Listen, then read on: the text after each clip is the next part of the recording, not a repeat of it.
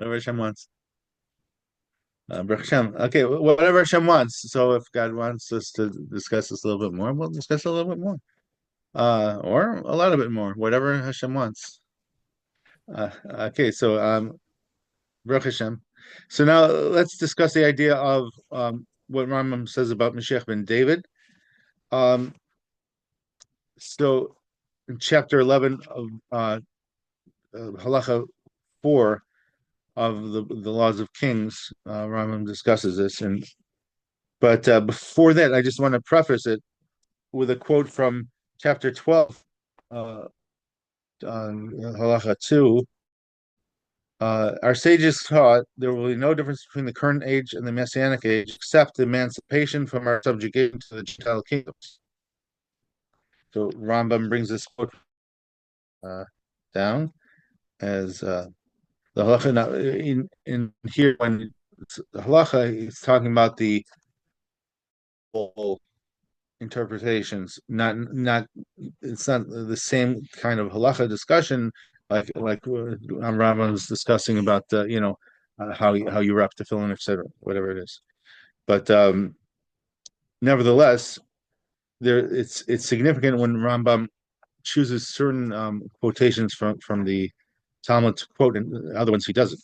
So here he emphasizes in chapter 12, halacha 2, that the main thing about Mashiach time is not age of miracles, but there's no subjugation by Gentile kingdoms. And now in our previous discussion about the differences between Mashiach ben Yosef and Mashiach ben David. So then we're talking about in the Messianic era. So therefore we're talking about the time of both Mashiachs. Okay. So in other words, in the time of Mashiach ben Yosef, which I believe we're at the tail end of currently, there will be a loosening of the subjugation of Gentile kingdoms. For example, they won't be able to impede the rebuilding of the temple, and that is a prerequisite for Moshiach ben David coming. Okay, so let's keep that in mind. So but as far as chronologically, this halacha in chapter 12:2 of Rambam's Law of Kings is chronologically in history coming first before the discussion in Rambam chapter 11, halacha 4. Okay, so I mentioned chronologically what's happening first, and we're in that stage now. We see that Israel is, for example, now they're establishing their rights in Israel to live without terrorism and anti-Semitism. So this is very much a Mashiach ben Yosef era type of situation that Israel is in.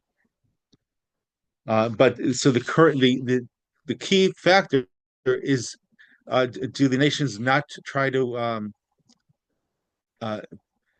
interrupt the holiness that Israel is commanded by God to pursue?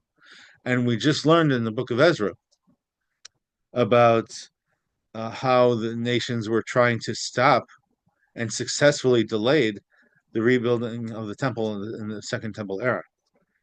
So once this is finished, which correlates to some chapters in Ezra that we've already covered, then the time of Mashiach ben Yosef has come to a close, and Mashiach ben David time is open when we can have a temple on the Temple Mount. Now, it's possible Mashiach ben Yosef could build a temple. It's possible Mashiach ben David could build a temple. That part is a debate. But according to Rambam, only Mashiach ben David could build a temple. So let's learn Rambam's more strict view about only Mashiach ben David building the temple, so that we can understand more about Mashiach ben David. Again, according to justice, right, that we discussed, that equality is a key trait of Joseph and Mashiach ben Joseph, and justice is a key trait of Judah and Mashiach ben David. So here, let's see what Rambam says, chapter 11, halacha 4, in the Laws of Kings. If king will arise from the house of David, who diligently contemplates the Torah and observes its mitzvos, as prescribed by the written law and the oral law, as David, his ancestor, compels all of Israel to walk in the way of the Torah, and rectifies the breaches in his observance and fights the wars of God, we may with assurance consider him Mashiach. This is in Hebrew called Bechezkas Mashiach. It's probable that he is Mashiach. However, in every generation, we've always had Bechezkas Mashiach. Okay, so this, like the concept of Mashiach ben Yosef, in every generation there's a Mashiach. But the final Mashiach, the actual Mashiach, and again with Mashiach ben David, there has to be a clear delineation of how this individual is different from the previous individuals who could have been Mashiach or who were presumed a Mashiach in their generations. Okay, so if Rambam continues, if he succeeds in the above, builds the temple in its place, and gathers the dispersed of Israel, he is definitely the Mashiach. Mashiach Bavade, certainly the Mashiach. There's one and no other in history but him, in other words. So the two criteria mentioned here in Rambam is he changes from the Mashiach Bechezkas Mashiach in every generation to the Mashiach Bavadai if he builds the temple in its place and he gathers the dispersed of Israel. Then he's definitely Mashiach.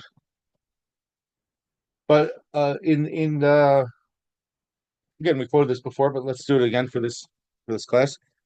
In Parshas Vayechi in the Medrash Rabbah, it's in chapter 98.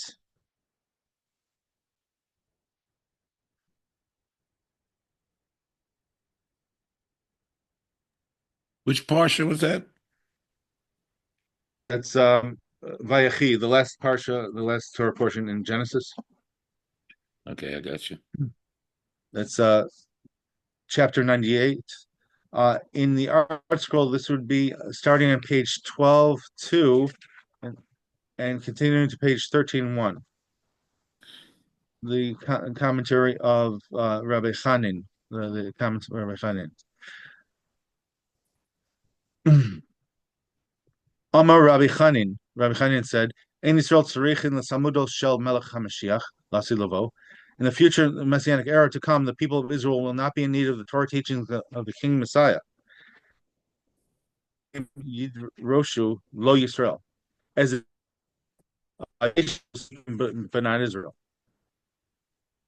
Im kain lama Melech Mashiach ba. If this is so, for what purpose does the King Mashiach come? Coming to accomplish the Chanes Galusei of Israel, Lahem, and to give them to the nations, to Noah, 30 new commandments for them to uphold. For it is written, I said, if it is proper in your eyes, give me my feet, and if not, refrain. So that we have my feet requirements. Chapter 11, verse 12.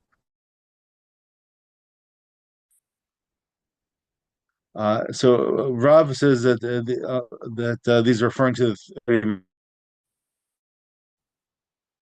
righteous men, whereas and says it refers to 30 commandments.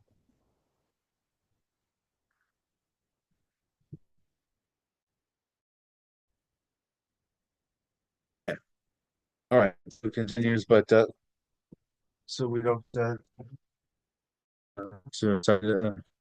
from this.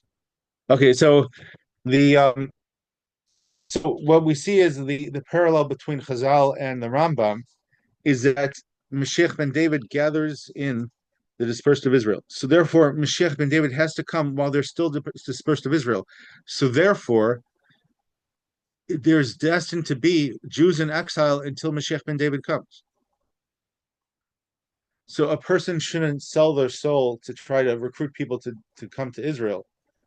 and put undue pressure on people in the exile for its own sake. Well, Moshiach could get away with that, but that's his job, according to Rambam and the Chazal.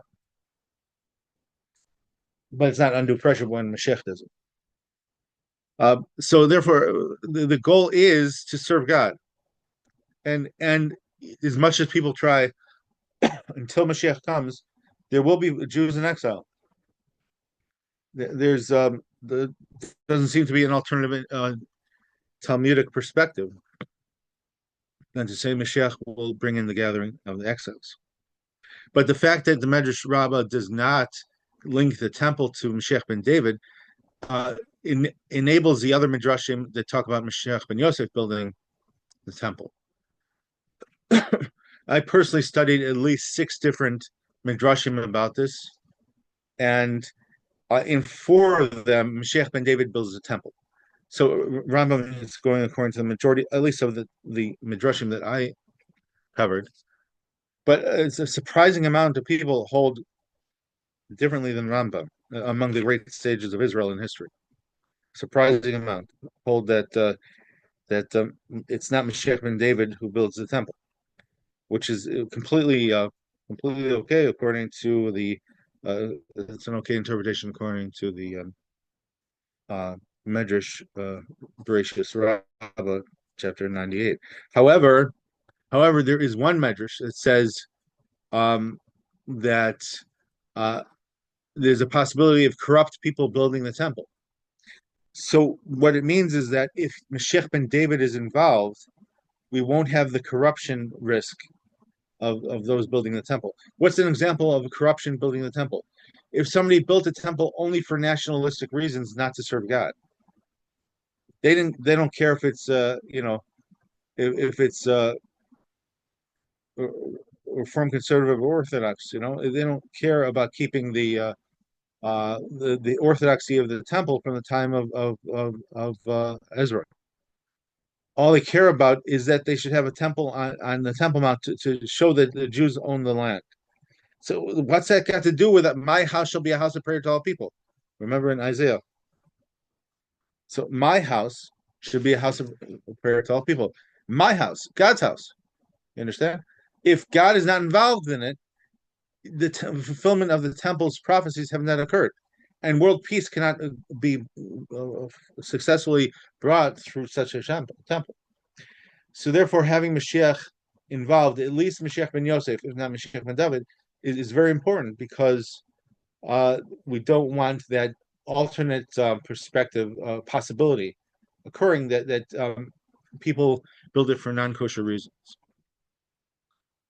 And of course, nationalism is good if you're trying to talk about the keeping Holy Land for the Jewish people, but you're no longer talking about a nationalistic concept. You're talking about building God's house. It has to be in God's way. Again, 400 years ago, everyone was what we consider nowadays to be Orthodox Judaism. But then there was a reform movement, so things changed.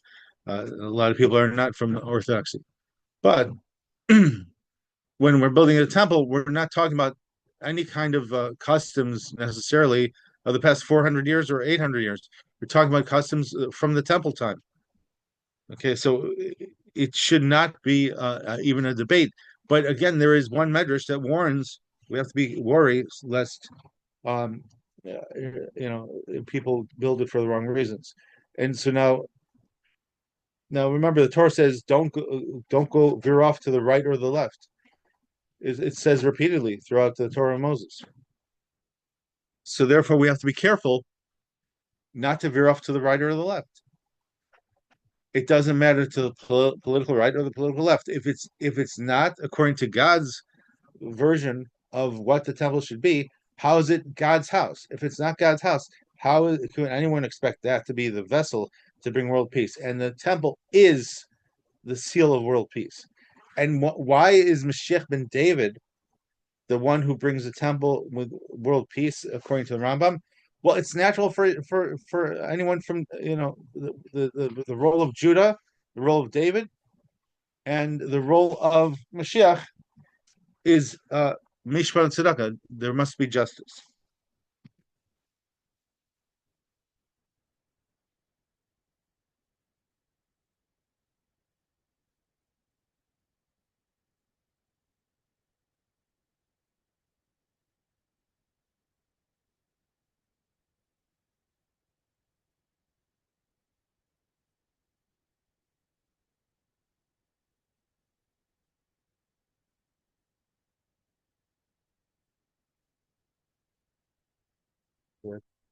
All right. Any questions? Any questions?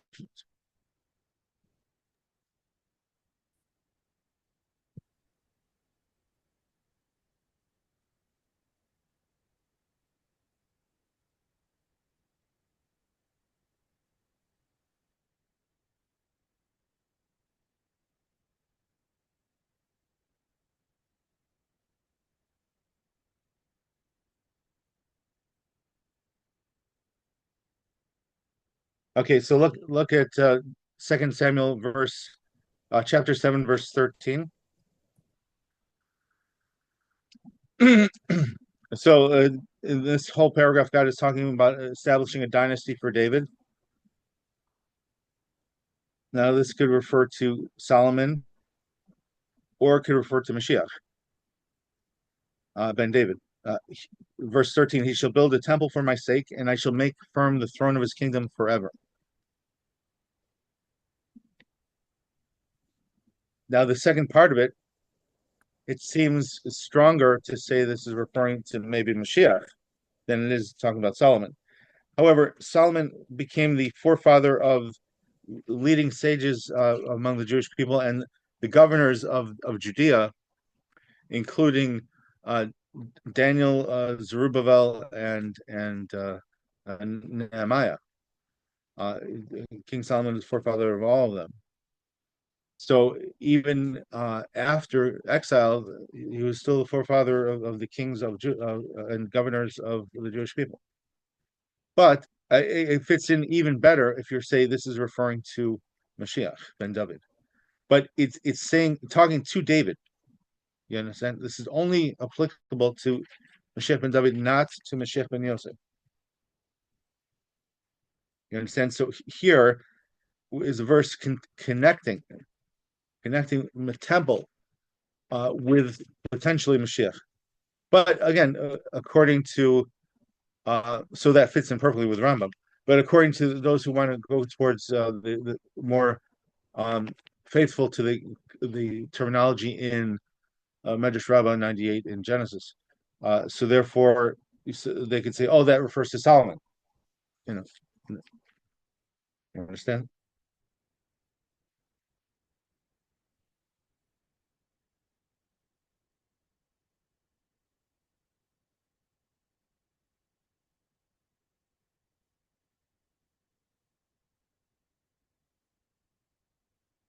Thank God. So I guess get ready to pause. Any questions before we close this topic for tonight?